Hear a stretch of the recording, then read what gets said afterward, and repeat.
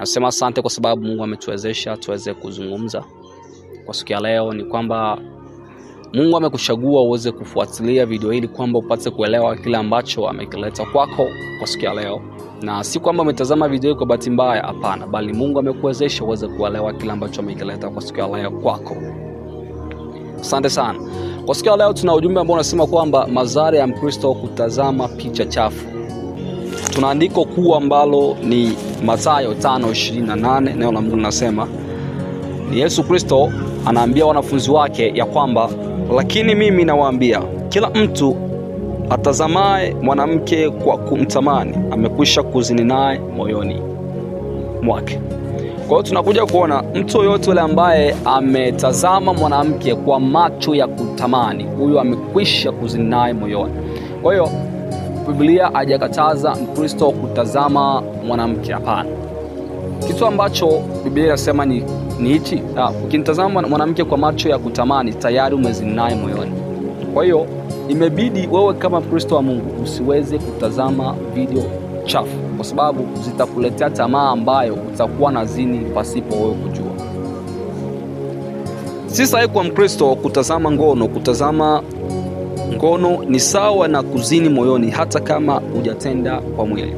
Kwa hiyo tunakuja kuona si sahihi kwa Mkristo kutazama ngono. Ukitazama ngono wewe kama Mkristo utazini moyoni hata kama haujatenda kimwili. Kwa hiyo ni kosa la jinai Mkristo kuwa anatazama ngono au picha chafu au video chafu. Kwa hiyo kuanzia leo, kama ulikuwa ni mtumishi ambao unatazama video kama na hizo, ulikuwa ni mtu wa Mungu Mkristo ambao unatazama video chafu, na kuambia na nakusii uweze kuweka video hizo mbali sana, ili kwamba isije ikaleta uasiri katika ulimwengu wa roho au mahusiano yako wewe na Mungu.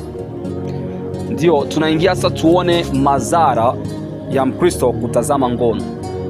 Tunataka tujue madhara ya Mkristo kutazama ngono. Ndio mazumuni ya sisi kuwepo hapa.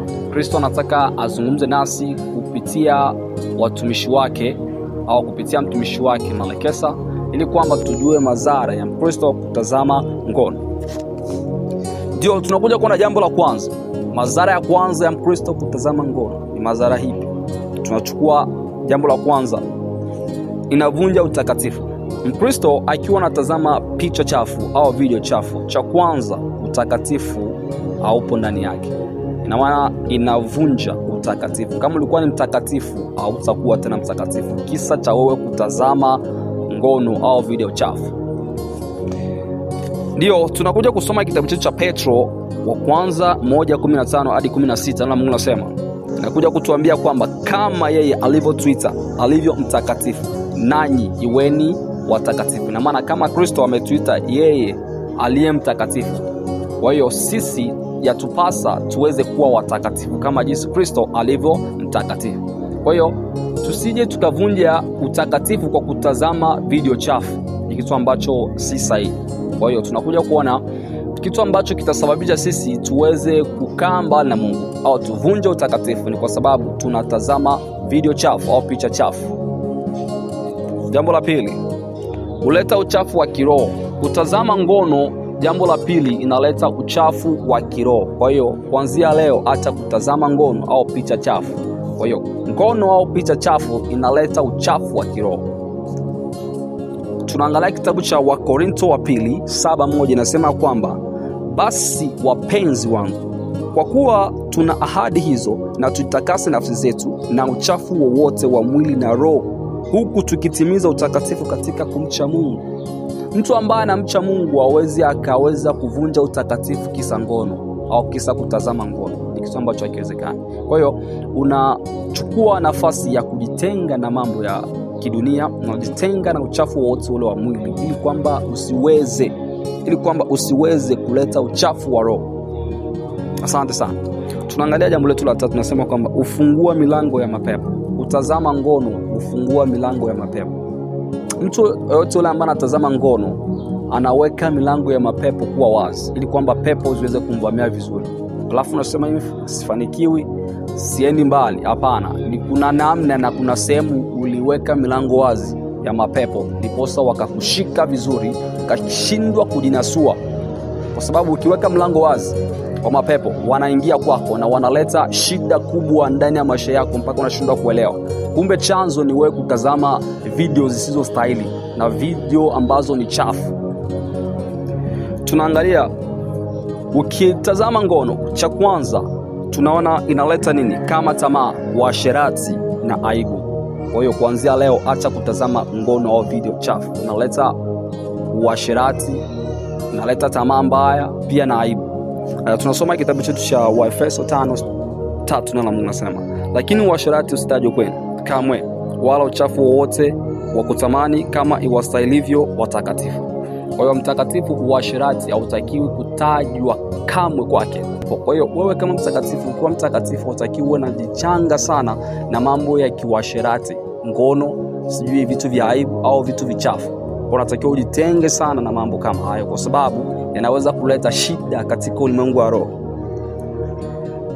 Jambo la 4, inaleta kifungo cha kiroho. Kutazama ngono pia na kusababisha uweze kufungwa kiroho. Kwa hiyo tunakuja kuona mtu anafungwa na shetani kiroho ni kwa sababu ametazama picha chafu au video chafu za kingono. Kwa hiyo ukitazama video chafu za kingono unaleta kifungo ambacho ukijuta kifungulia wapi. Kwa hiyo usio nalalamika sana. Shida ni kwamba unatazama picha ambazo hazistahili, zinaleta vurugo au zinaleta utengano wewe na Mungu. Tunaangalia kitabu cha Wakorintho wa pili 6:10 na neno la Mungu linasema, msifungiwe nira pamoja na wasioamini kwa jinsi isivyo sawasawa, kwa maana pana urafiki gani kati ya haki na uasi? Tena pana shirika gani kati ya nuru na giza? Kwa hiyo ili kwamba uweze kuepuka kifungo, usifungwe nira na watu wasioamini ambao wanakuambia vitu ambavyo havistahili uweze kuvienenda au uweze kuviendea. Kwa hiyo unatakiwa uweze kujiepusha sana na kifungo hichi, kwa sababu wasioamini ndio wao ambao wanacheza picha hizo, au wasioamini ndio wao ambao wanashikwa picha kama na hizo. Kwa hiyo unatakiwa usifungiwe nira na hao, kwa sababu hakuna urafiki kati ya giza na nuru, na urafiki wa giza na nuru hautakuwepo kamwe. Ni kitu ambacho hakiwezekana. Ndio nafikiri tumemaliza. Kuna swali hapa ambayo ipo inasema kwamba nifanye nini ili hali hii iniache? Labda umetazama ngono ya kutosha na unahitaji uweze kutoka katika vifungo hivyo. Kwa hiyo unahitaji uweze kutoka katika vifungo hivyo. Ufanye nini ili kwamba ujiepushe au ujinasue katika vifungo vya mwovu shetani? Kitu cha kwanza ni hiki hapa: tubu kwa moyo wa kweli.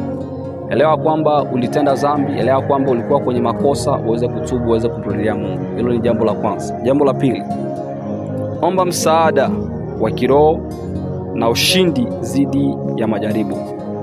Kwa hiyo jaribu kuomba msaada wa kiroho na ushindi dhidi ya majaribu. Kwa hiyo kama kuna namna moja ama nyingine, piga magoti, omba ushindi dhidi ya majaribu.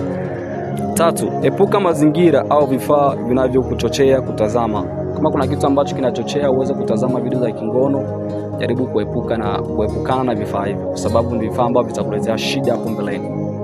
3, soma neno la Mungu na kuwa na ushirika mzuri wa kiroho. Kwa hiyo jinasue kwa kusoma neno la Mungu na kuwa na ushirika mzuri wa kiroho.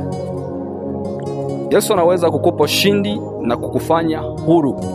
Hakuna mtu ambaye anaweza kutia mtu mwingine huru tofauti na Yesu Kristo. Kwa tunakuja kuona Yesu ndiye anaweza kutupatia si ushindi na kutufanya tuwe huru. Tunaangalia kitabu cha Yohana 8:36 na Mungu anasema, basi mwana akiwaweka huru tutakuwa huru kweli kweli. Bwana Yesu asifiwe sana.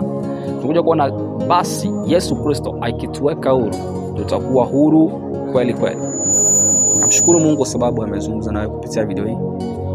Na kama hujafanya tu kusubscribe, karibu kusubscribe, like na comment, kwa sababu uwe nafuatilia mafundisho yetu kila itwapo leo, kwa sababu tumejitoa kwenye neno la Mungu ili kwamba tuweze kufungua watu vifungo waliofungwa na shetani na waliosetwa na shetani. Ndio mazumuni yetu ya siku kufungua account ya Mtumishi Marekesa. Kwa hiyo kama hujafanya tu subscribe, like na comment, na Mungu atakuwa mwaminifu kwako na atakuwa pamoja na wewe. Katika jina lake Yesu Kristo aliye Mungu na Mwokozi wa maisha yetu tunasema amina.